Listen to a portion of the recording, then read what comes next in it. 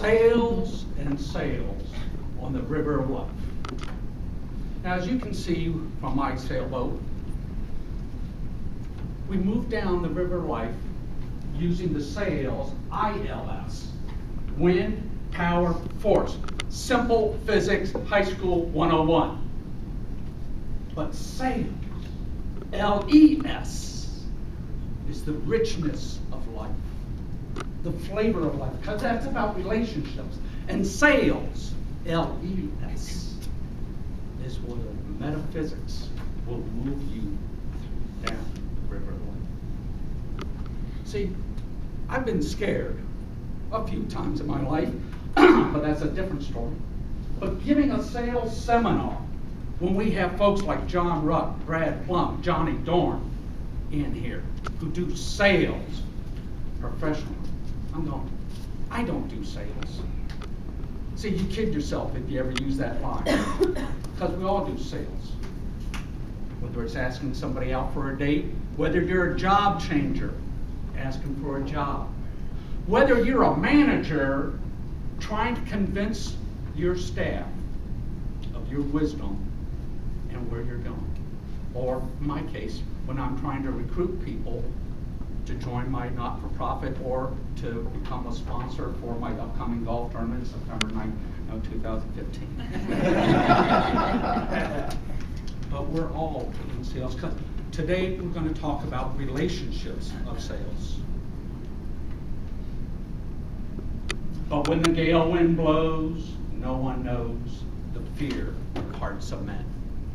For out on the sea, dealing in mystery, life's uncertain till the end.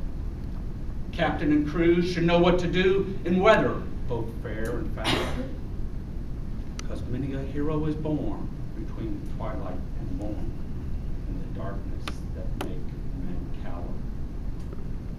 Now we could spend the next 3 hours using metaphorical relationships of that poem to describe the sales cycle.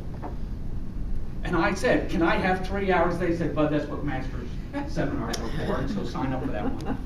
So I'm just going to work on 3 aspects of the sales cycle and the sales relationship. Because as you can see, if you want to move smoothly down the river of life, you're going to need 3 things. You're going to need a sailboat, you're going to need sails, and you're going to need a sailor, somebody to keep you on course. So let's use that analogy, because you know that I have a proclivity of having analogies and stories. The boat. The boat's your product. Okay? Was there any doubt that you all knew that Pete understood his product of Lifetime Fitness? He could tell us what hours, he could tell us how many people were there.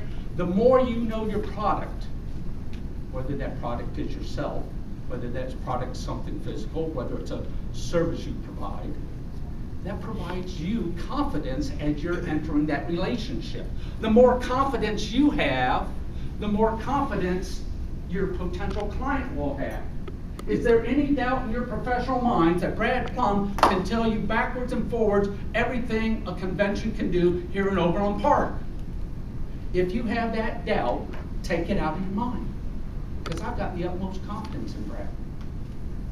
By the way, we'll start looking a few moments. But the more you know, because here's what happens. Some of the amateur salespeople think that they've got to give out all that technical data. You don't. It's your relationship, one, with yourself. If you understand your product, which may be you,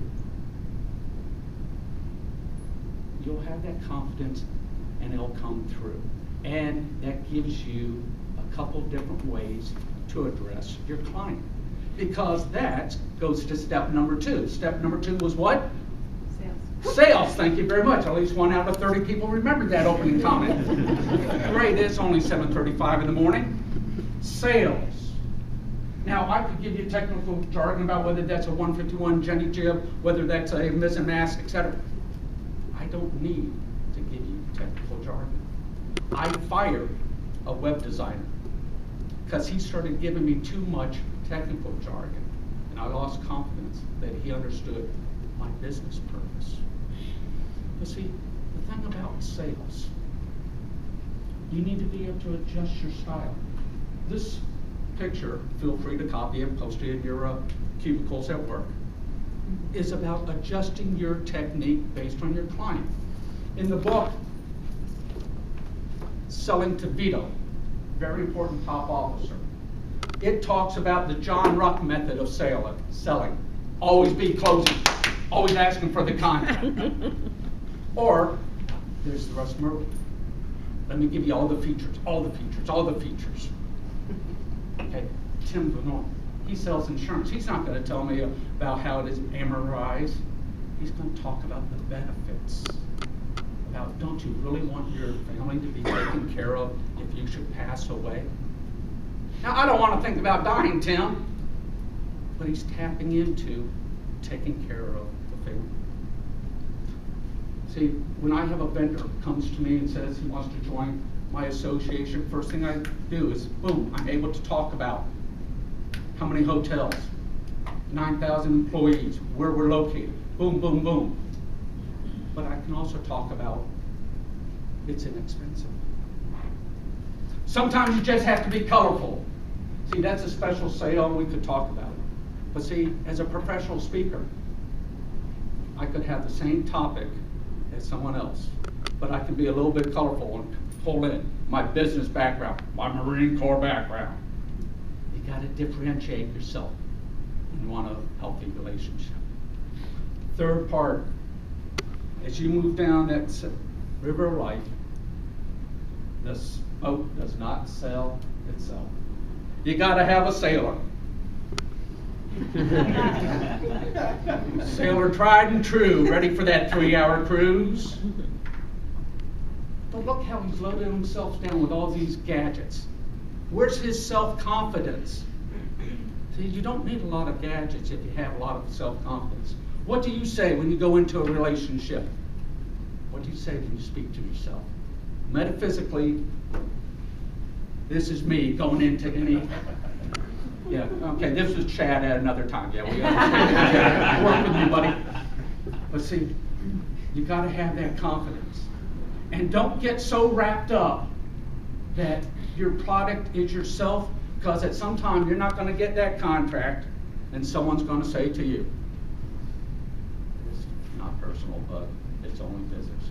Work through that. Don't respond like I did many a time and terminate that relationship. Madam Toastmaster.